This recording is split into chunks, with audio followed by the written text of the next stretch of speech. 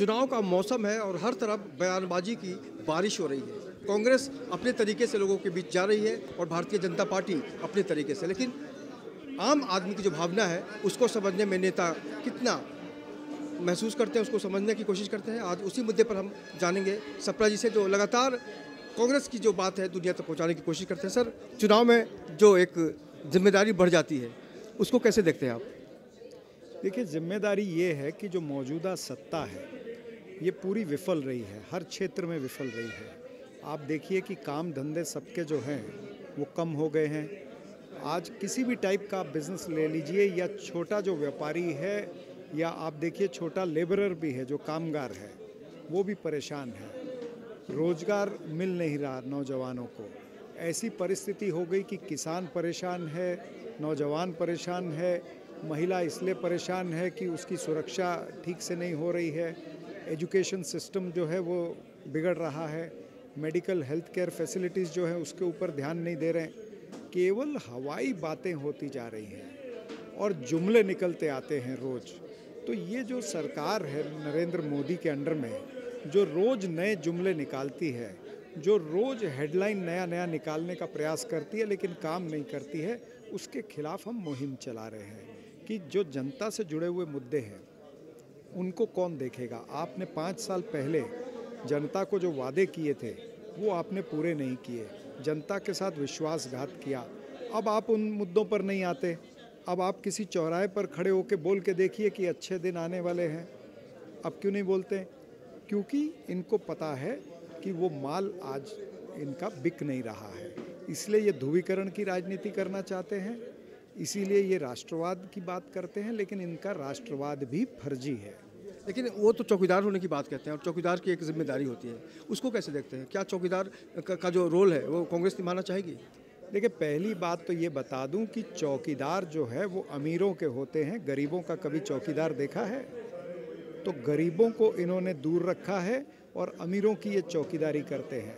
और जो व्यक्ति चौकीदार अपने आप को कहता है, उसकी चौकीदारी में इस देश का टैक्स पेयर का 1 लाख करोड़ रुपया इस देश से बाहर चला जाता है। नीरव मोदी, ललित मोदी, मेहुल चोकसी, जतिन देसाई, देसरिया, ये सारे लोग यहाँ से 1 लाख करोड़ रुपया लेकर के भाग जाते हैं। चौकीदार की निगरानी में, चौकीदार के नाक के नीचे से चले जाते हैं। विजय मल्ल्या तो अरुण जेटली को मिल करके गया है। चौकीदार अपने आप को कहने वाले लोग ये बताएं कि पुलवामा का अटैक क्यों हुआ, कैसे हुआ। जब उनकी चौकीदारी थी तो 300 किलो RDX कैसे आ गया, स्टैंडर्ड ऑपरेटिंग प्रोसीजर क्यों नहीं फॉलो हुआ, वहाँ पर आपने किसी की अकाउंटेबिलिटी, जवाबदारी क्यों नहीं आज तक फिक्स की है। यानी आप सेना के शौर्य का श्रेय लेना चाहते हो लेकिन जवाबदारी नहीं लेना चाहते। 40 जवान शहीद हुए, आपकी चौकीदारी में 5,500 सीज फायर वायलेशन हुआ है और आपकी चौकीदारी में 520 जवान शहीद हो चुके 5 सालों में। आपकी चौकीदारी में 290 सिविलियन शहीद हो गए हैं। आपकी चौकीदारी में खूंखार आतंकवादी मसरत आलम, आसिया अंद्राबी को छोड़ा गया, 10,000 पत्थरबाजों के केस वापस लिए गए और हमारी मेजर आदित्य कुमार पर FIR हुआ। अच्छा सर, बीच में एक बयान आया था ममता बनर्जी का, शायद आपने सुना होगा, कि राहुल गांधी बच्चे हैं। ये इस तरह की जो भाषा है राजनीति में, क्या आपको लगता है कि इस लेवल पे पहुंच के ममता बनर्जी को इस तरह की भाषा इस्तेमाल करनी चाहिए, क्योंकि वो भी कांग्रेस से निकली हुई थी? देखिए, ऐसी भाषा ममता बनर्जी को नहीं वापरनी चाहिए थी और ये देश धीरे धीरे राहुल गांधी जी के नेतृत्व की तरफ बढ़ रहा है। 2018 का आपने चुनाव देखा, 5 राज्यों के चुनाव थे, 5 राज्यों में कमल मुरझाया है।